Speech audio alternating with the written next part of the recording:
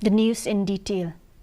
As many as 15 people have lost their lives in the recent rainfall in Garo Hills, coupled by floods and landslides. Revenue and Disaster Management Minister Kyrmen informed that there was a total loss of 15 lives.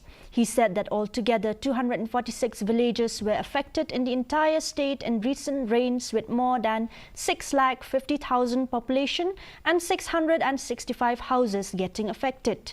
Shilla further said that this is one of the worst floods that he has witnessed in the state.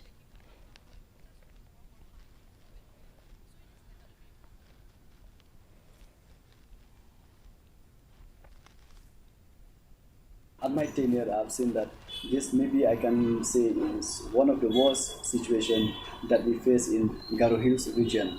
We have seen flood from time to time. Every year we have witnessed that. But loss of life, this time it rise up to 15 number of loss of life. Total number of village affected is 246 and house damage 347 and 15 life loss, total number of 15. And then we have 6 injured. The mega